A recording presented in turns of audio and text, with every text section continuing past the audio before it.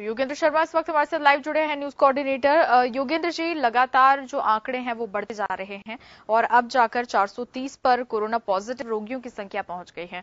राजस्थान की अगर बात करें तो सिर्फ जयपुर ही नहीं बल्कि लगभग सारे जिले चपेट में है कोरोना की, और कहीं ना कहीं कुछ ना कुछ मामले लगातार सामने आ ही रहे हैं। तो स्थिति हालांकि कंट्रोल करने की कोशिश पूरी 100% अपनी तरीके से सरकार, प्रशासन और पुलिस कर रही है, लेकिन फिर भी स्थिति चिंताजनक है।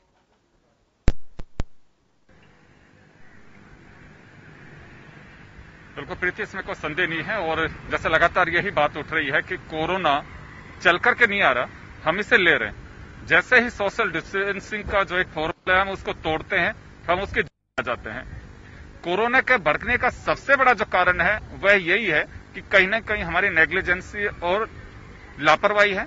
रूल्स को हमने जैसे ही वायलेट किया है उसके बाद ही कोरोना ने अपना दायरा बढ़ाया है। आप किसी के संपर्क में आ रहे हैं, प्रशासन की तमाम कोशिशों के बावजूद भी आप अगर बता नहीं रहे कि मैं कहां से आया हूं, अगर कहीं पॉजिटिव केसेज के बीच से आया हूं तो बताना चाहिए। 14 दिन के क्वारंटाइन पीरियड को लोग निकालने में पता नहीं क्यों इतना हिचकिचा रहे हैं, जबकि सारी सरकारी सुविधाएं दी जा रही है। 1% के लिए आप सोचिए, अगर यही बीमारी महामारी नहीं होती और किसी उसकी जद में आता, लाखों रुपए खर्च करने पड़ते जेब से। आज प्रशासन फ्री में इलाज करा रहा है, आपकी तमाम व्यवस्था कर रहा है, सिर्फ इतना सा कोऑपरेशन चाहता है कि आप सोशल डिस्टेंसिंग रखिए, आप बता दीजिए जो लोग आपके पास में आ रहे हैं आप उनको कोऑपरेट करिए। सिर्फ इतनी सी डिमांड है प्रशासन की। उसमें भी लोग अगर नजर बचा करके दाएं बाएं घूमना चाहते हैं तो मुझे लगता है कि बहुत मुश्किल की घड़ी है ये, और ऐसे के लोगों के खिलाफ सख्त कार्रवाई करनी चाहिए, उन्हें गिरफ्तार करना चाहिए। और मेरा मानना है कि जो जेल के अंदर ही उनका आइसोलेशन वार्ड बना देना चाहिए, उन्हें क्वारंटाइन पीरियड जो है वो भी जेल में होना चाहिए। ये आप जो नजारा देख रहे हैं इस वक्त मेरे पीछे, ये रामगंज बाजार है और सीधा यहां से ये जयपुर का हॉट स्पॉट कहा जा सकता है कोरोना को लेकर के। इस तरह के चारों तरफ रामगंज के चौपड़ को जाने वाले तमाम रास्ते ऐसे सील किए हुए हैं। पुलिस के जवान या मुस्तैदी से होते हैं या अधिकारी होते हैं, किसी की एंट्री नहीं है। एंट्री सिर्फ जरूरी जो सेवाएं हैं उन्हीं को दी जा रही हैं। आप देख सकते हैं जैसे ये 2 बजे की शिफ्ट है, अभी बदल रही है, तो जवान आ रहे हैं जा रहे हैं। ये आवागमन जो आप सामने देख रहे हैं ये उन्हीं लोगों का देख पा रहे हैं कि जो शिफ्ट चेंज करके जा रहे हैं और आ रहे हैं। अभी आप देखे जैसे इस वक्त इसे और सख्त कर दिया गया है। अभी पुलिस के जवान आ रहे हैं, ड्यूटी ऑफ करके आ रहे हैं। यहाँ 3 शिफ्टों में ड्यूटी दी जा रही है, सुबह 6 से 2 बजे तक, फिर 2 से रात 10 बजे तक, और 10 बजे से सुबह फिर 6 बजे तक। इस तरह से ड्यूटी लगाई जा रही है और पूरी मुस्तैदी के साथ में यहाँ जवान खड़े होते हैं। पूरा सन्नाटा कह सकते हैं। यह वह बाजार है जयपुर का जिसमें अक्सर गहमा गहमी रहती है, और न केवल दिन की बात करें, रात में भी इसी तरह से व्यस्ततम बाजारों में कहा जा सकता है। तो यहाँ की आबादी सबसे ज्यादा आबादी जो है वो मुझे लगता है कि प्रदेश के जो बड़े स्पोर्ट्स हैं, जिन्हें हॉट स्पॉट आबादी के हिसाब से कहें, से काफी हैं। हम दायरे में ज्यादा विश्वास करते हैं। यही बड़ी वजह है कि कोरोना में आइडेंटिफिकेशन और जो संक्रमित हैं उनकी पहचान करने में या फिर उनकी स्क्रीनिंग करने में सबसे बड़ी परेशानी आ रही है प्रशासन को। वही आ रही है प्रीति कि यहाँ का घनत्व जो जनसंख्या का है वो काफी ज्यादा है, और ये पूरा जो एक देख सकते हैं पूरा सन्नाटा है। ये एक साइड जो है रामगढ़ की, उस तरह से हम आपको देख रहे हैं। इसी तरह से जो रास्ते हैं मेरे जो सामने से देखते हैं आप, लेफ्ट साइड में जो आ रहा है 4 के लिए रास्ता जाता है, सीधा गलता गेट जाता है, और राइट साइड का जो है घाट गेट के लिए रास्ता जाता है इसी चौपड़ से। ये बड़ी इंपॉर्टेंट जगह कह सकते हैं, और राजधानी का सबसे हॉट स्पॉट जो पॉइंट है वो यही है। इसी की वजह से जयपुर को कर्फ्यू का सामना करना पड़ रहा है। इस वक्त मेरे साथ विवेक है जो पूरे इन्वेस्टिगेटिव ये जो चल रहा है सारा इसमें नजर बनाए हैं।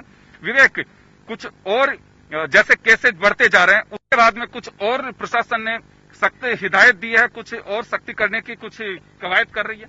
जी बिल्कुल, देखिए 260 के करीब शहर में चेक पॉइंट्स बनाई गई है। वहां पर न केवल संबंधित थाना पुलिस, आरएसी और ट्रैफिक पुलिस के जवान इन नाकों पर लगाए गए। हर वाहन की वहां निगरानी रखी जा रही है। इसके अलावा आप देख रहे हैं परकोटे क्षेत्र में तमाम ड्रोन से निगरानी रखी जा रही है। अभी भी कुछ देर पहले पुलिस के कुछ ड्रोन यहां से उड़े थे और तमाम लोगों को छतों पर भी जो है आने की मनाही की गई, जिसके लिए तमाम भी मॉनिटरिंग की जा रही है।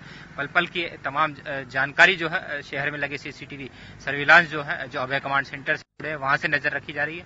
किसी भी आपात स्थिति से निपटने के लिए पुलिस प्रशासन पूरी तरह तैयार है। परकोटे क्षेत्र की अगर बात की जाए तो बाहरी इलाकों में भी जो वाहन लॉकडाउन के पास लेकर घूम रहे हैं, अब उन पास की जांच, क्योंकि इस तरह की शिकायतें लगातार पुलिस के पास आई थी कि लोगों ने गलत कारण बता करके जो है अपने पास बनवाए, तो उन पास की जांच की जा रही है, जिससे अगर गलत कारण सामने आए पास को रद्द किया जा रहा है। तमाम ऐसे वाहन जो अति आवश्यक सेवाओं से जुड़े हैं उनके बाहरी इलाके में आवाजाही है।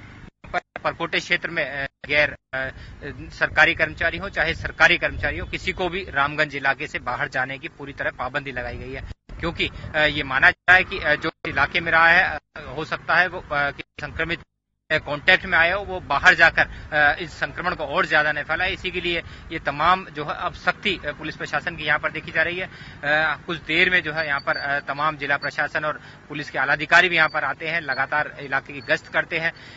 पेट्रोलिंग यूनिट्स यहाँ पर बनाई गई, साथ ही निर्भया स्क्वाड जो महिला यूनिट है उसकी 40 जो दुपहिया सवार जो बाइक बेड़ा है उसमें पूरे परकोटा क्षेत्र में 12 घंटे के लिए जो है गश्त लगाई गई है।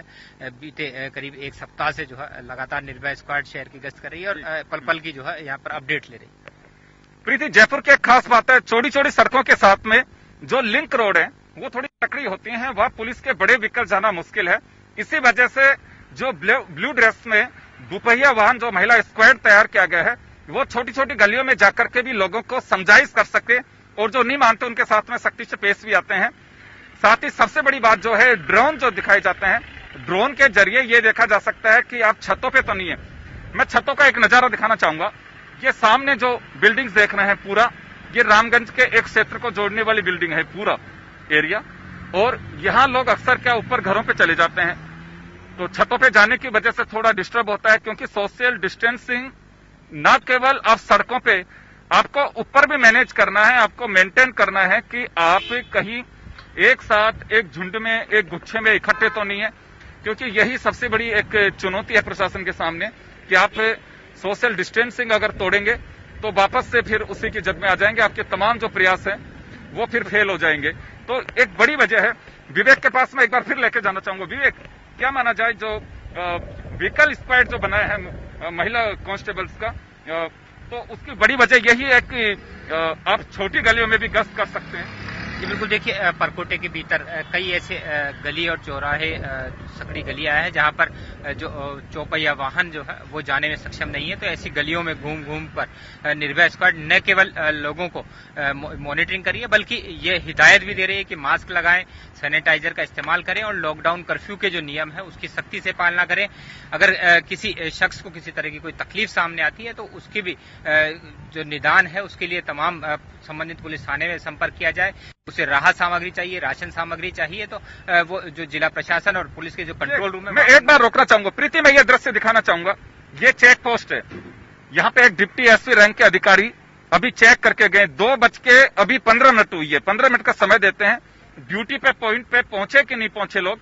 ये जो आवागमन में पहले भी आपको बता रहा था, वह सीधा जो शिफ्ट चेंज करते हैं लोग उन्हीं का है, चाहे वो मेडिकल स्टाफ हो या फिर पुलिस के जवान हो, पुलिस के अधिकारी हो, तमाम जो लोग हैं उन्हें शिफ्टिंग का वक्त होता है। और अब इसी तरह से हर पोस्ट पे अब देखिए सामने भी एक एडिशनल एसपी रैंक के अधिकारी सामने से आ रहे हैं और यह देखते चल रहे हैं कि हर पॉइंट पे जवान मुस्तैद हैं कि नहीं है, पहुंचे कि नहीं पहुंचे हैं।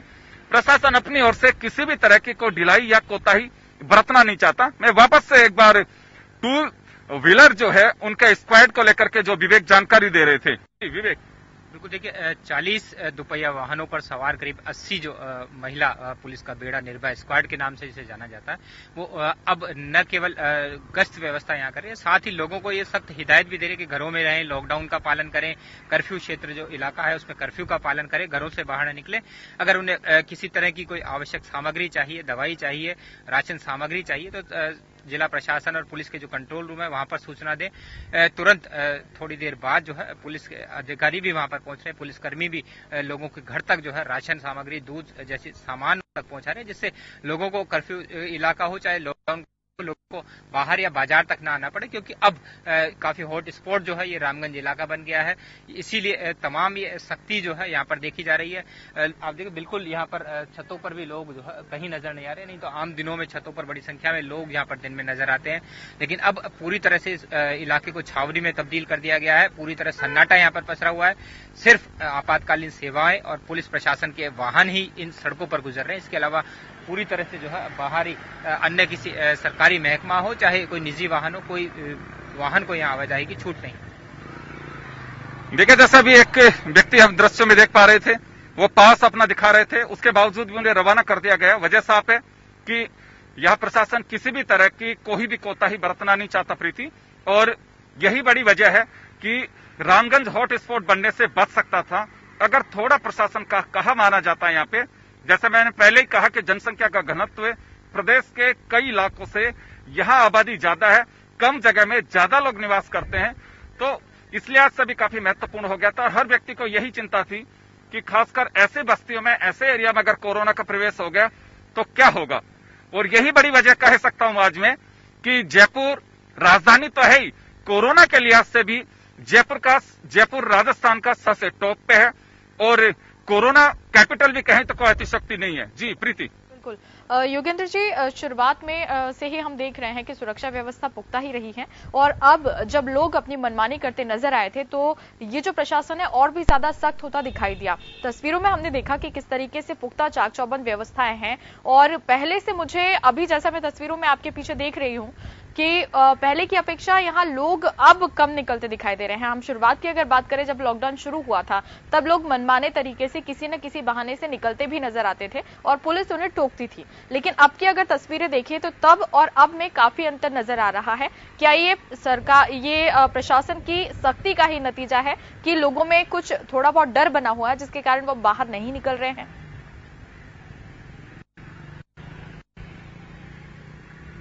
बिल्कुल, इसमें कोई संदेह नहीं प्रीति। लगातार मीडिया की ओर से, प्रशासन की ओर से अपील की जा रही थी कि आप घरों में रहिए, लॉकडाउन मत तोड़िए।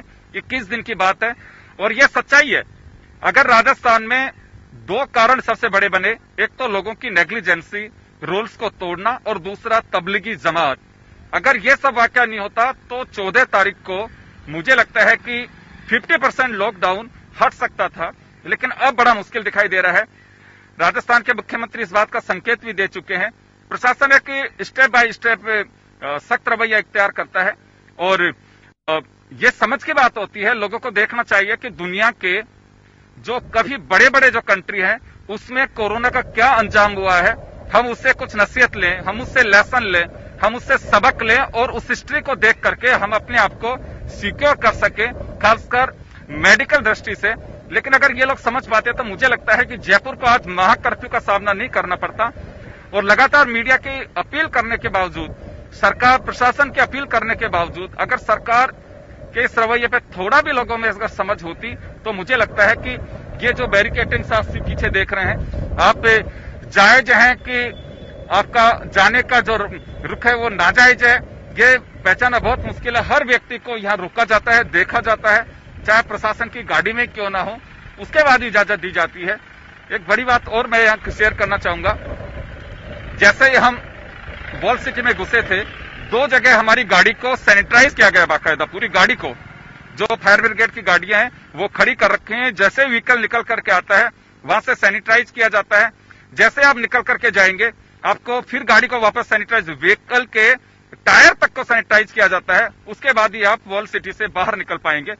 तो एडमिनिस्ट्रेशन की ओर से ये कह सकते हैं कि काफी मुस्तैद हैं जवान, चिलचिलाते धूप में अपनी ड्यूटी कर रहे हैं, सिर्फ इस वजह से कि आप सोशल डिस्टेंसिंग को मेंटेन करें और कोरोना। जन टीवी की लेटेस्ट अपडेट पाने के लिए हमारे चैनल को जरूर सब्सक्राइब करें और नोटिफिकेशन पाने के लिए बेल आइकॉन दबाएं।